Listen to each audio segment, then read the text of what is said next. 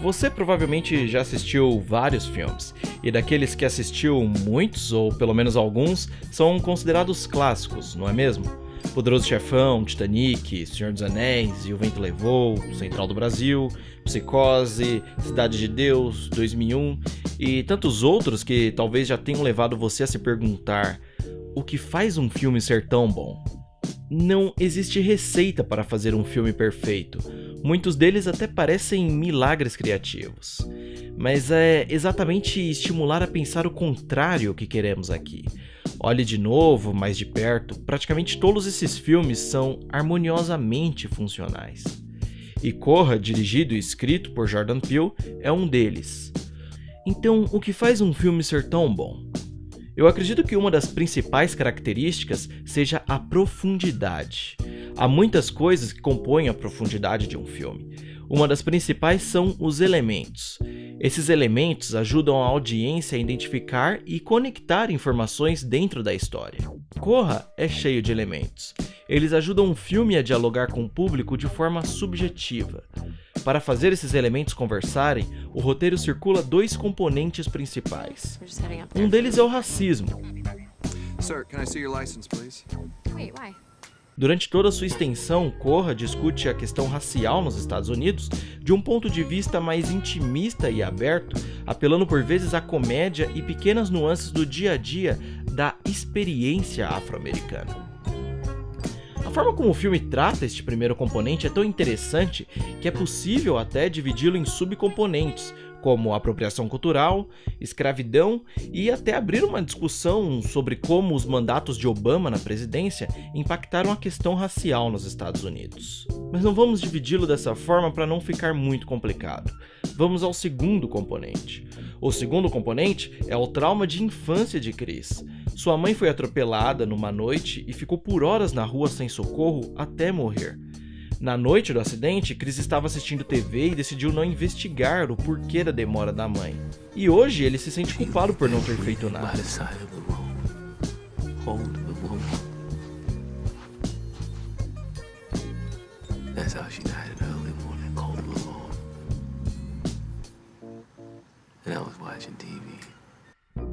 A partir desses dois componentes, vamos analisar os elementos do filme. As duas primeiras cenas do filme são essenciais para estabelecer esses dois componentes, o racismo e o trauma de infância de Chris.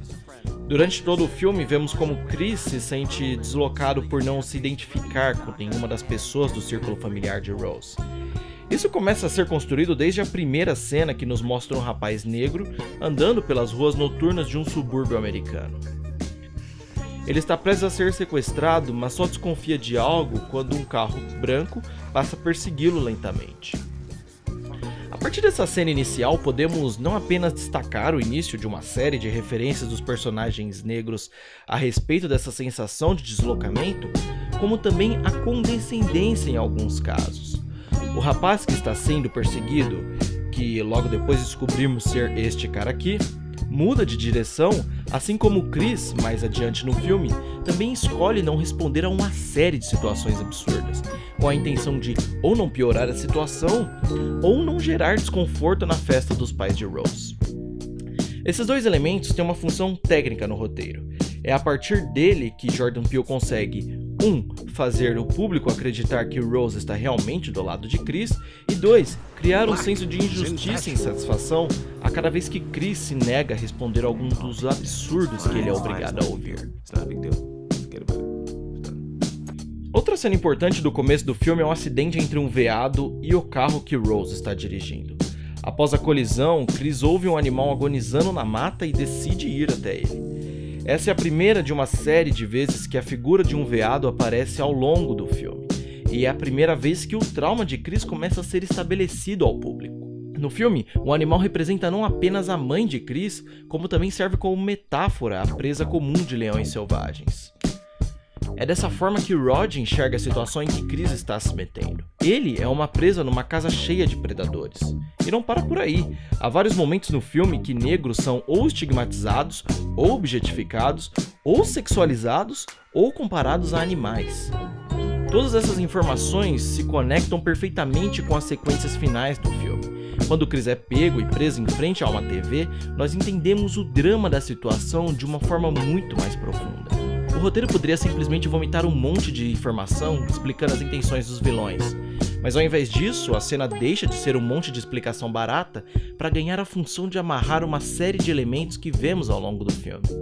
A cabeça do veado na parede, representando o desejo da família de Rose de possuir negros como troféus ou objetos, assim como o trauma de Chris por não ter procurado a sua mãe na noite em que ela sofreu o acidente, colocando-o agora em frente a uma TV.